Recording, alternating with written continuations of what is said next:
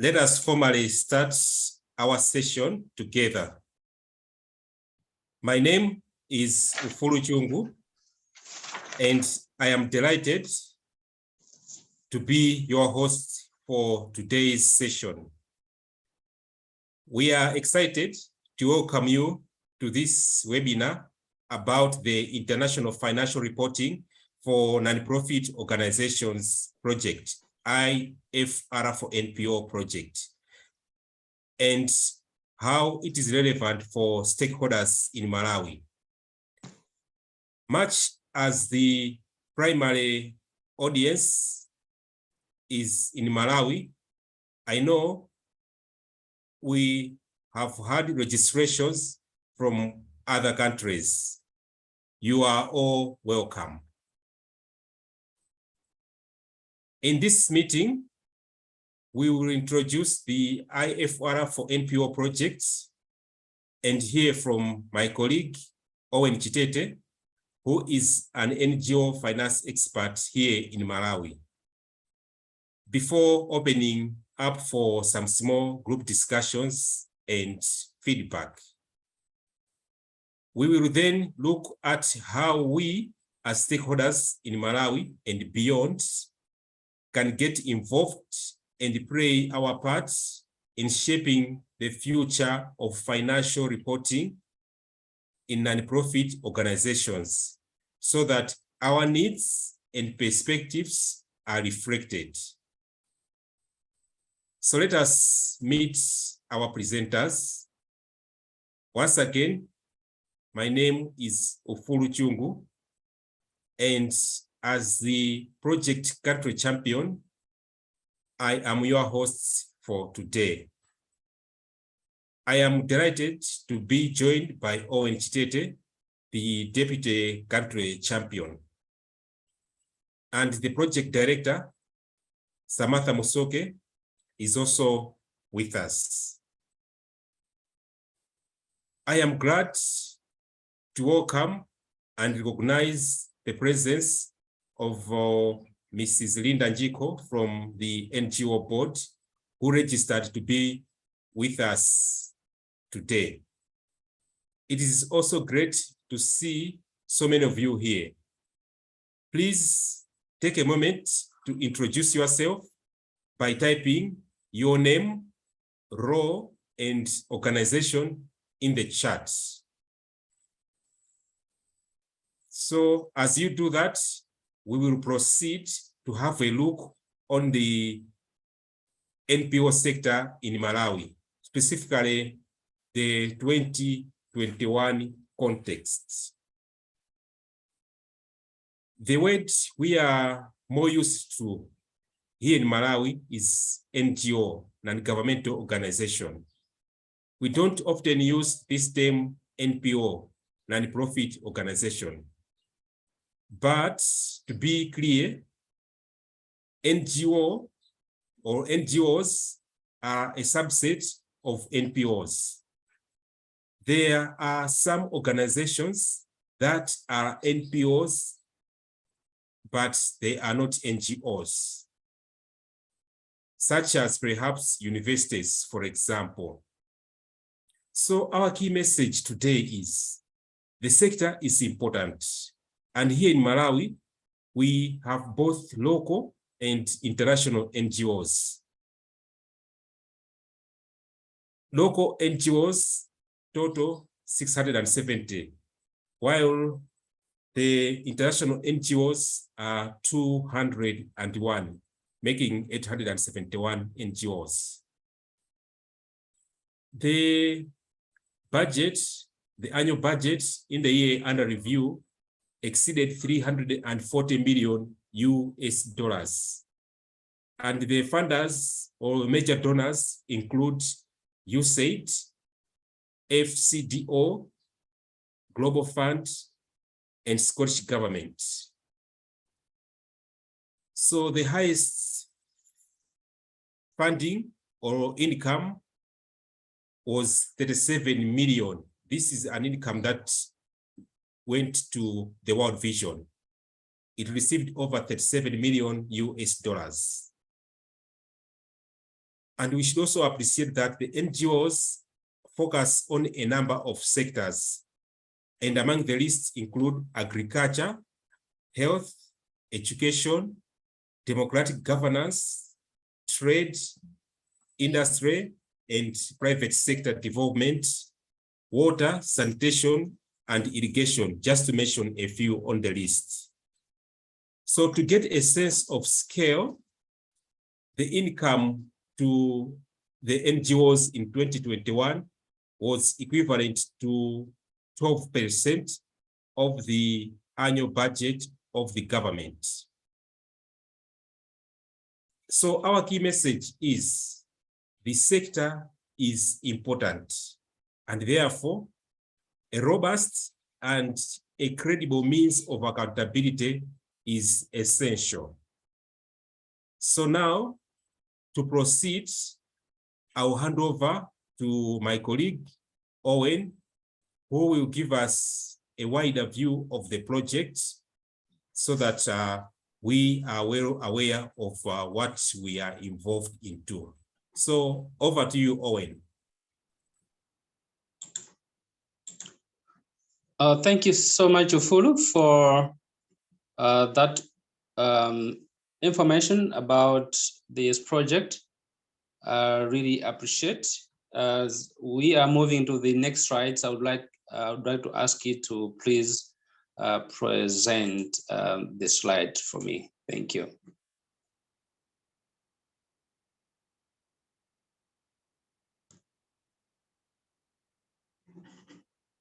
Awesome. Thank you so much, Ufulu.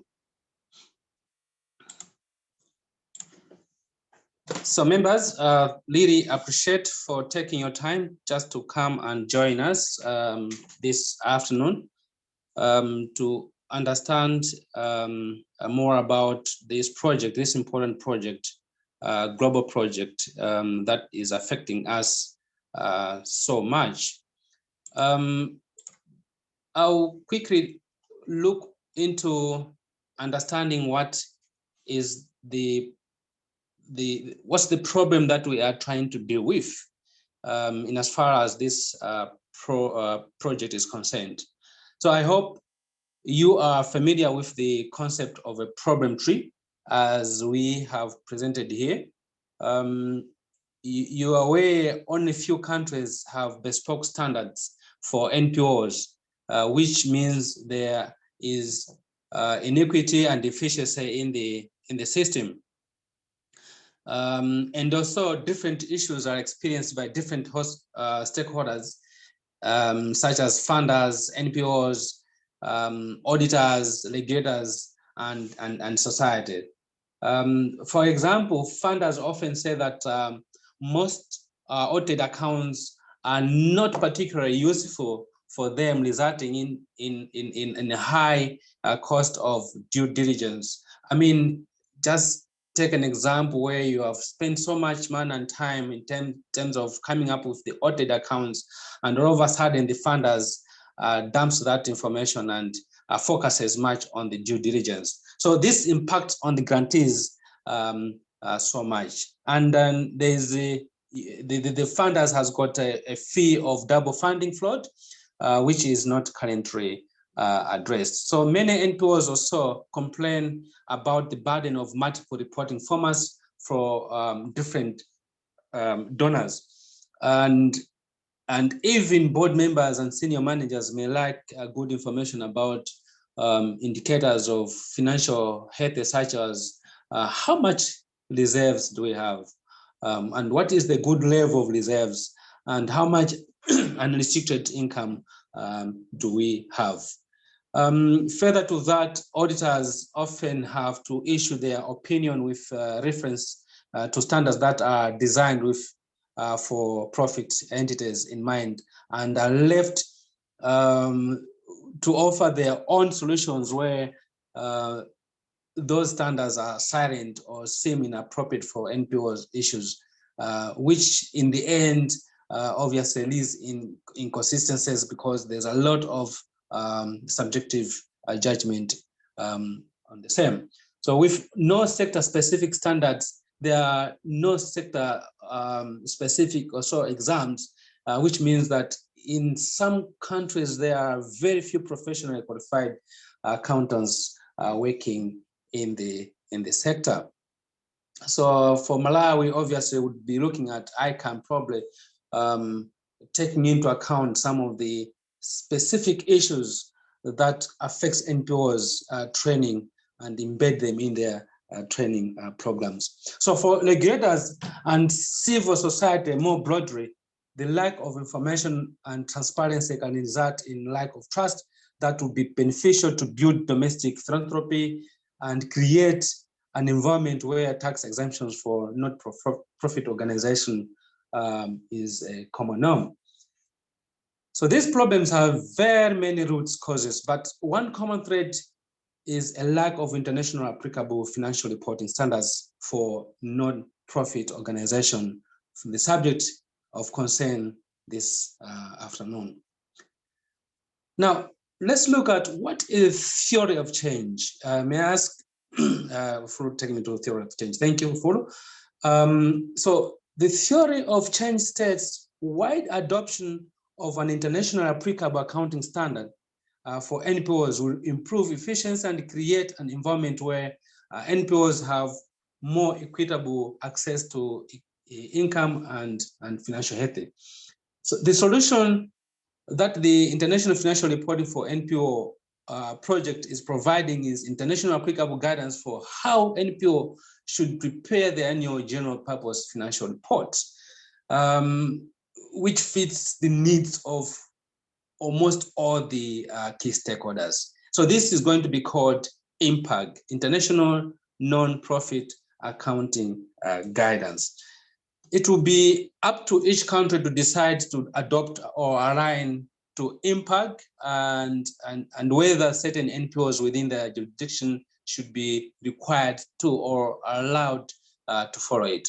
And now funders may also recognize it as a best practice and encourage its use where entities are allowed to adopt it.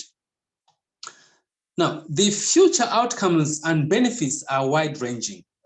For NPO applying impact, it means they will be better able to demonstrate their capacity and attract funds, as well as supporting the provision of decision, useful information for governance and also for management use. For funders, it contributes to better and more efficient due diligence, as we mentioned before, which is a win for NPOs too, and have clear guidance simplifies and improves the value of audit assurance by end of the time. As we mentioned before, where you have got this whole spending on audits, and then by end of the time, the funders are not even interested in the audit report, but rather they go for their own due diligence. So by end of the time, when we have this impact forward, they were going to improve the value of audit assurance. So one of the other really important outcomes for this project, separate from guidance itself, is the creation of global community of stakeholders able to engage and collaborate to solve sector-wide issues. And this has never existed before. Now, look, today we are trying to engage each other, and we're going to continue working together under this. This is a very good thing in as far as this project is concerned. So ultimately, we believe that the guidance will contribute to a more efficient, equitable, and also accountable sector that is better able to attract, generate, and utilize funds to achieve positive social good for our country, indeed as in general for the globe. Now, let's look quickly as to which financial reports are we really focusing on as far as this project is concerned. So this project is focusing on the general purpose financial statements and its accompanying narrative reports. So these are also known as annual audited accounts and are for the entity as a whole, rather than for a specific project. I think this is where we need to be very clear from the onset. We are not necessarily focusing on project specific, but we're rather talking about the organization as a whole. And they are designed to be useful for a range of readers and users rather than being produced to meet only one part or specific type of readers or stakeholders. Now, to be clear, the primary focus of the project is not harmonization of donor reporting formats, but it also needs to be mentioned that if that it achieves that, that would be very good byproduct at the end of the time. So impact will cover formats for the main financial statements like income statement and a statement of financial positions and others, but it will also include the option for supplementary statements for specific donor or projects in a standard format. Of course, donors will be consulted extensively during this development of the impact. Now, the individual donor will then be able to choose whether they would like to, one, rely on the general purpose financial statements for the financial assurance associated with their project, thereby reducing the audit burden, or align their own format to impact format, which would reduce duplication and complexity, or maintain their current practices. So in this way, we hope, but by no means guarantee that the impact might offer a pathway to greater harmonization of donor reporting formats over time. Now, quickly, I would like also to take you to the major project objectives, and there are three of them. The first objective is to improve the quality, transparency, and credibility of the financial reports of NPOs. And the second one is to support the provision of NPO financial information useful for decision-making and accountability, balancing the needs of both preparers and, of course, the readers. The third one is to address specific NPO issues which will promote increased comparability of NPO financial reports. I think this is something that we also appreciate this moment, that comparability is a problem. So yeah, quickly, let's also look at who is delivering this this project. Probably these are some of the questions that all of us are probably asking. Who is delivering this project? Now, the project is being implemented by two global organizations. They're working in partnership, and one of them is Humentum, and the other one is stands for Chartered Institute of Public Finance and Accountancy, which is based in the UK. Now, Humentum is the leading global non-profit working with humanitarians and development organizations to improve how they operate and to make the community more equitable, accountable, and resilient. They convene NPO professionals and inspire sector-wide change. Just the way we are doing today, this is being led by Humentum. So we are professionals in the NPOs. I know some of you are not in the NPO sector now, but we are here being convened by Humentum. So you may have heard about of Mango or Inside NGO who merged to form Humentum in 2017. Now, the Chartered Institute of Public Finance and Accountants in the UK, CIFA, is a UK-based professional accountants organization with standard-setting roles for local government and charities. So CIFA also plays an important role as an international convener on public sector accounting issues. So both Humentum and CIFA are NPOs themselves, as you can see. So between them, the project partners are well connected to a range of stakeholders within the sector that are critical to this project. This, as you can see, is basically by the sector for the sector. Both Humanitarian and CIFA are NPOs, so they are trying to work together to improve the sector they are in. So seed funding to enable the project to launch has been provided by Open Society Foundations and Ford Foundation. Thank you so much. And the Oak Foundation and Wellspring Foundation have also provided funding in recent months. So no funder has an influence over the outcome or contents of this guidance. This is the influence comes from the discussion that we normally have, or the contribution that the group of experts in the NPOs are providing. So let's now look at who are in the technical advisory group. The project team is very small, but draws on the expertise of advisory groups who offer their perspective and experience on voluntary basis.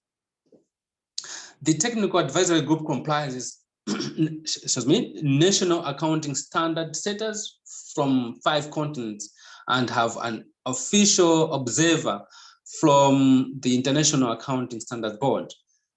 Now, also we have the Practitioner Advisory Group. The Practitioner Advisory Group includes the preparers, the users, auditors, and academics specializing in the non-profits organizations. We are proactively seeking to build and maintain diversity in these groups. Information about each member and details of all the meetings can be found on the project website, so that the process is fully transparent as much as possible. Now, let's look at the donor reference group. Of course, we can't just be talking about NPOs without talking about donors. So under this project, during the project's outreach sessions, it was highlighted that for many NPOs, most of the financial reporting efforts and accounting system setup is driven largely by the requirements of their donors. So we were told by the NPOs point blank, if our donors don't recognize the guidance is the best practice, it will not be helpful for us. Obviously, because they are important stakeholders, obviously they need to be listened to as well. So a donor reference group was established specifically to seek their input and hopefully secure their input or support and ultimately endorsement. So these meetings are not published, but we do share reports on the outputs as appropriate. So most recently, we published a report on how donors make use of general purpose financial reports reports of the grantees and potential grantees and how they could be made more useful. Now, beyond the advisory and reference groups, the project is also engaging with stakeholders all over the world, as we are doing today with Malawi. So Malawi is invited as well to contribute in as much as possible to make this project a success. We don't want just to adopt whatever others has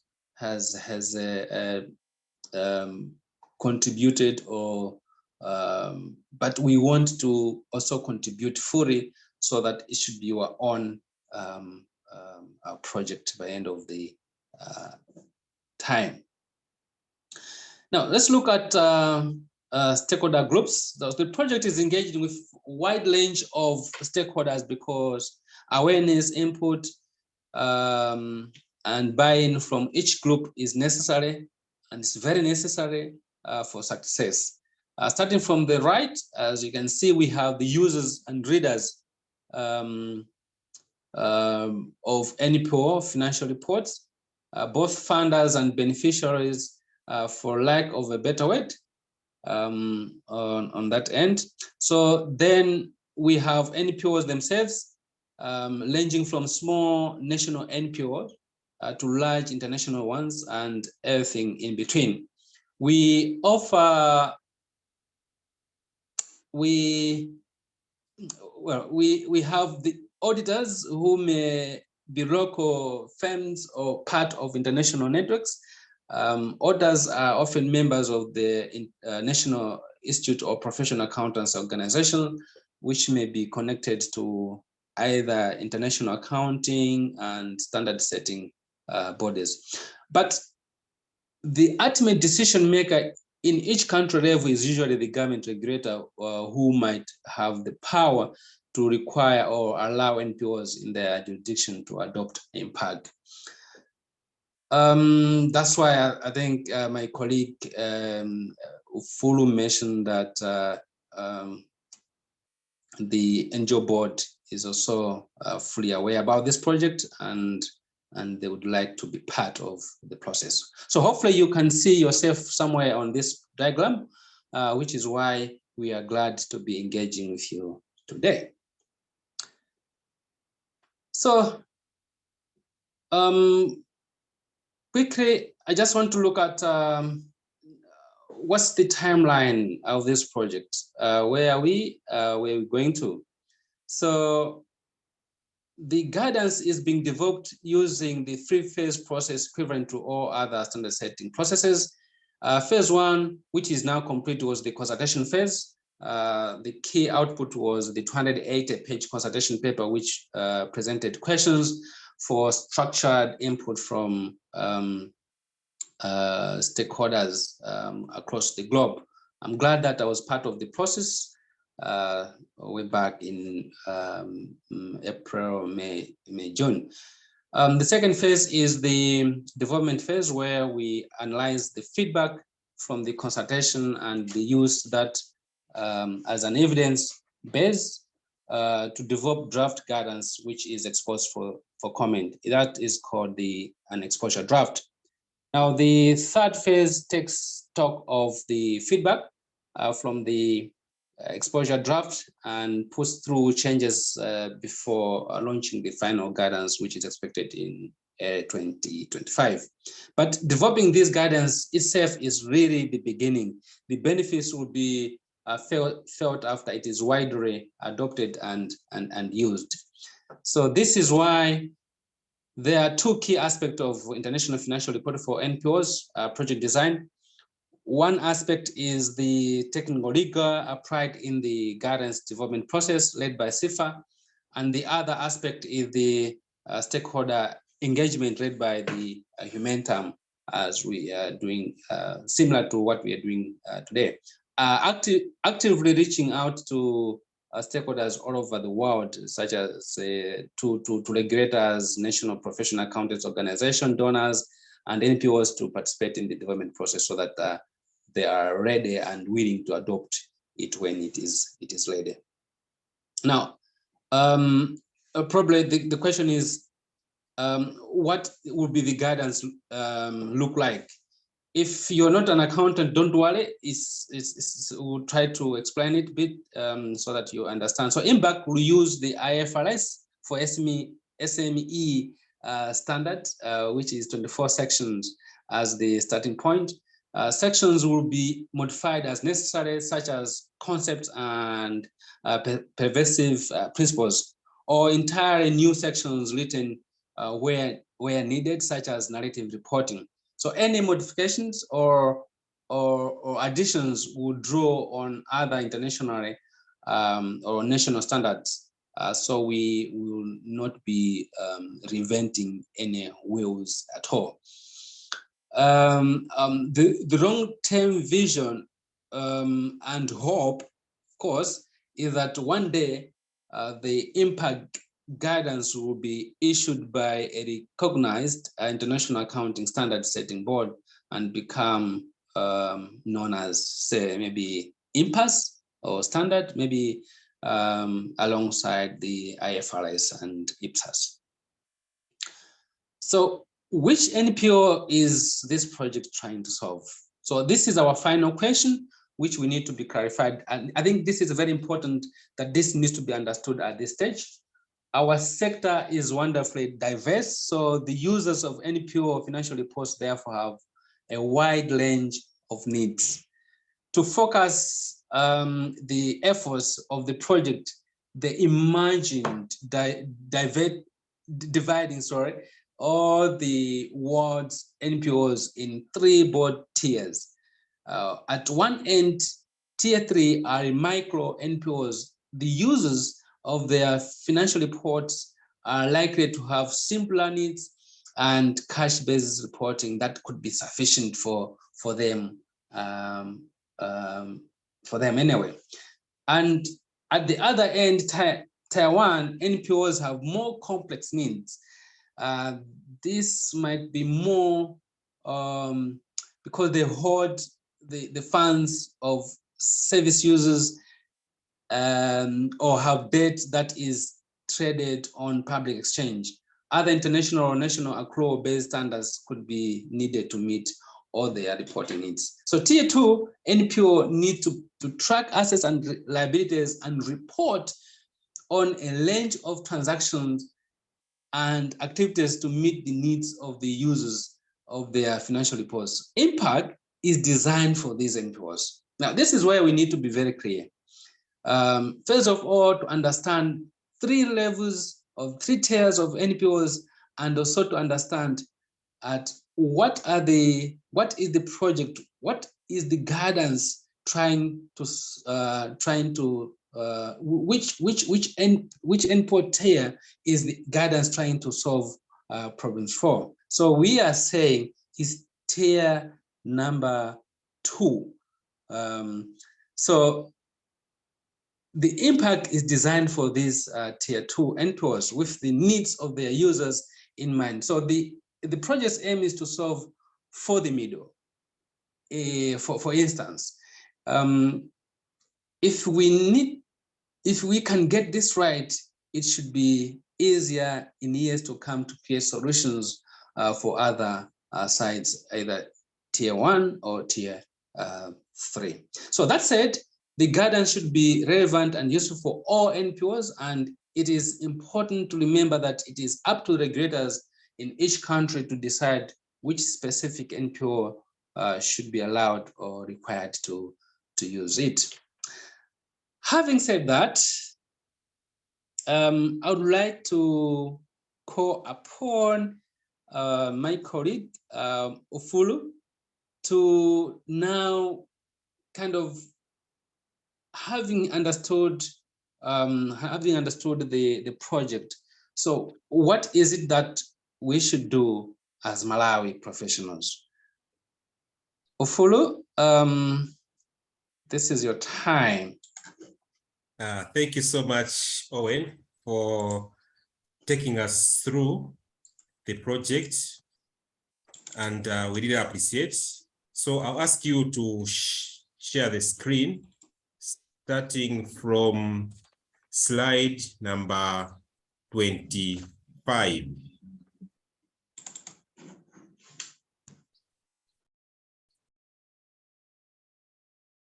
All right, yeah. You may proceed by putting it in, yes, thank you for putting it in presentation mode. All right, so hopefully the discussion that we have gone through with Owen has made you keen to participate and engage with the public consultations as they are conducted during the development process. So let us proceed by checking the roadmap for the exposure draft. It is good to know the overall project plan so we can see how Malawi can fit in. The analysis of the consultation paper responses was presented on 2 February 2022, and there is a summary on the website also. The analysis from the consultation paper responses will form the basis for developing the draft guidance itself. The exposure draft will be released in 3 parts: exposure draft 1, exposure draft 2, and exposure draft 3. After each exposure draft, there will be a 4-month consultation period when there will be webinars and regional consultation meetings. Individuals and organizations will be invited to submit their responses to each part in writing via the website. The feedback from the exposure draft will then inform the changes to make the final impact guidance, which we hope to launch in 2025. All right, we are proceeding.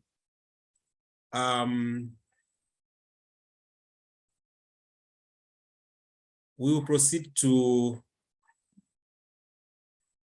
country level strategy. So may you take me to the other slide that comes next? Thank you so much. So when it comes to Malawi specifically, what is the end goal? Firstly, we want to make sure that the international guidance doesn't get written without the expertise of professionals from Malawi and without the perspective and input from stakeholders from Malawi.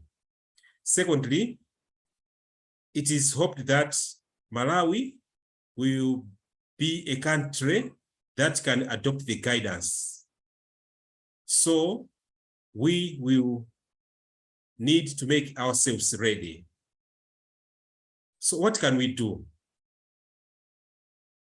In order to have a voice, we need to be aware of the proposals being made and the questions being asked. So we should be visiting the websites, subscribing to the project emails, and attending webinars exactly as we are doing now. To share our opinions, some people will be invited to regional consultation events and focus group discussions. And all of us are free to submit written responses to questions in the EDs. Who should be involved? The good news is any of us or any of you here are welcome.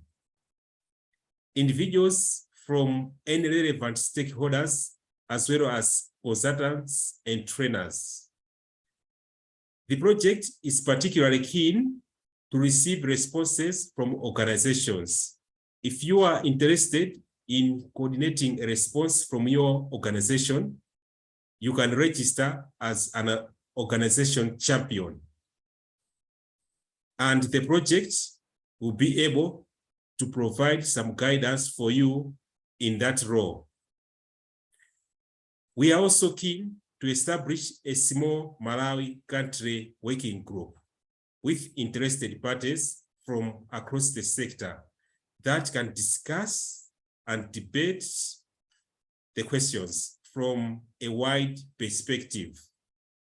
If you would like to be considered for this group, please let us know in the chat or email me or the project director, Sam Musoke. So here are some useful website links for you, which you will be able to access from the PDF file that will be shared with you. So the single most important message we would like you to take away from this whole meeting is this. We have an opportunity of a generation to shape the future. Please engage with the project and share your voice during the consultation process. So how can I stay engaged? How can you stay engaged? How can we stay engaged?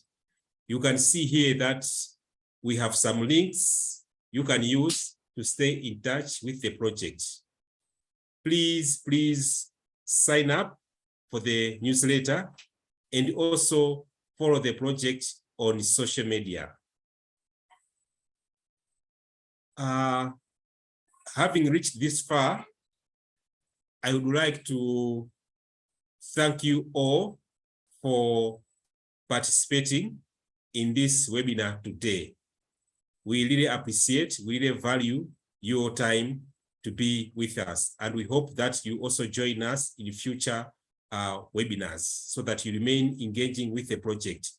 And I would like also to thank my fellow presenter, Owen Chitete, and also Sam for being with us during the presentation, during the webinar.